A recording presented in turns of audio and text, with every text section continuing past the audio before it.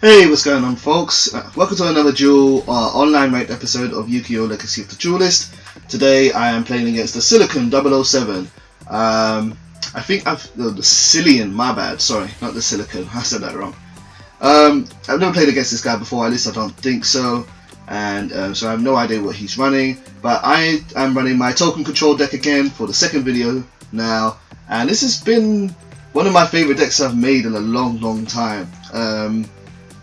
I don't really see anyone else using it, which is what I like. I kind of like originality.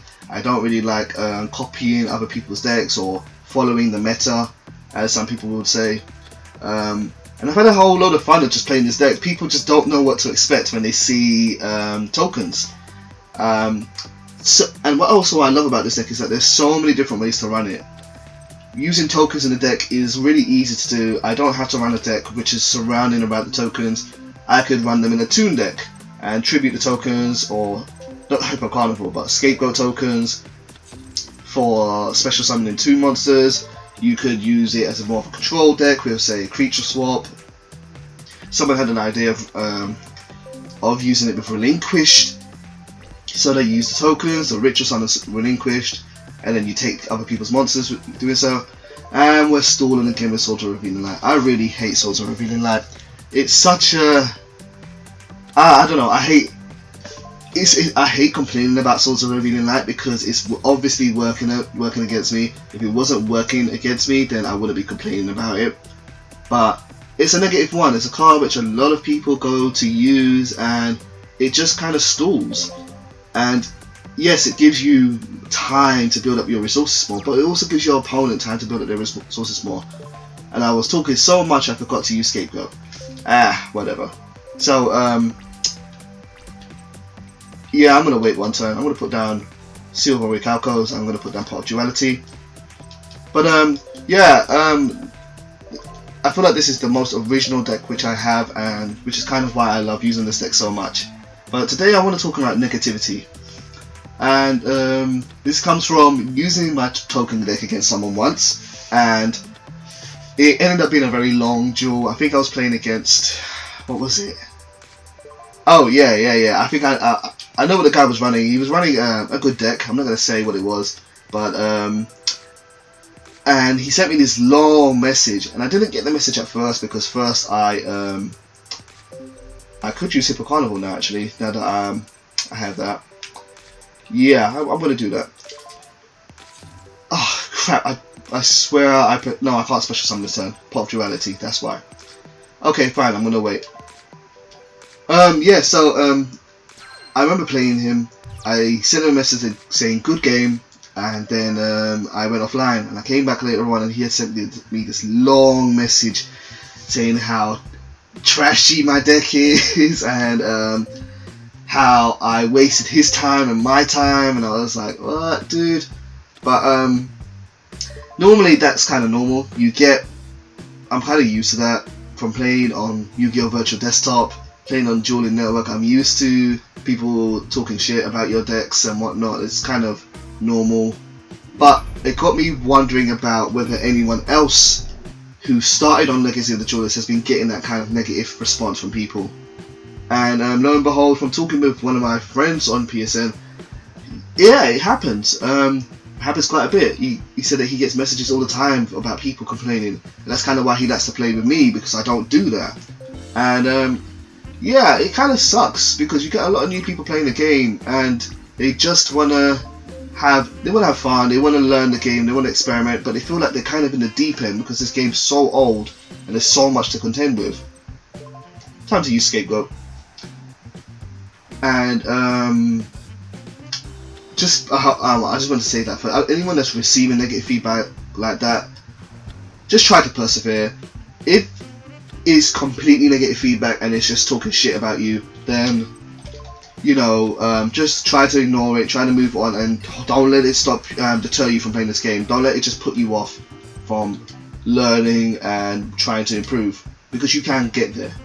But also on the flip side, if someone is trying to give you advice well, it depends on how they word it and how they phrase it, really. If they're talking shit about you, then they're talking shit about you, don't take that.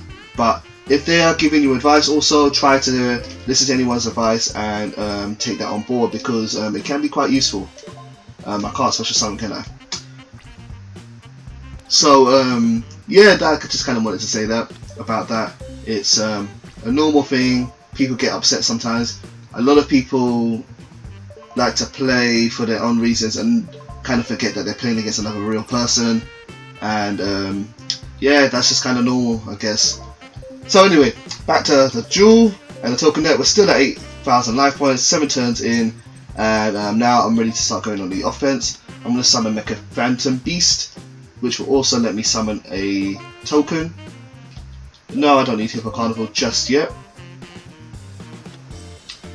Really love Mecha Phantom Beast. It's kind of like, his effect is kind of crazy. I mean, as long as you have a token on the field, he can do so much. He can't be destroyed by battle, he can't be destroyed by card effects, and he can tribute a token to boost his attack by 800. A really solid card. It's kind of like, his effect is kind of like what you would get in a boss monster, kind of like a fusion monster, a high level synchro monster, or some kind of crazy XE monster. That's where you kind of see this effect, but he's just a normal level 4, and I kind of like that about him. Let's use Hippo Carnival. Let's summon more tokens. Hippo Carnival is also a very useful card. It's very, it has lots of different applications. What it can do is, well, it's just summon. Of course, it can just summon tokens, but the good thing about it is it can summon tokens in attack position, which means you don't have to wait a turn like Scapegoat or Fires of Doomsday forces you to do. It also stops your opponent from attacking any other monsters but Hippo tokens during the turn the card is activated, and that can be really useful because you can save some of your monsters by using Hippo Carnival if you want to keep them on the field longer.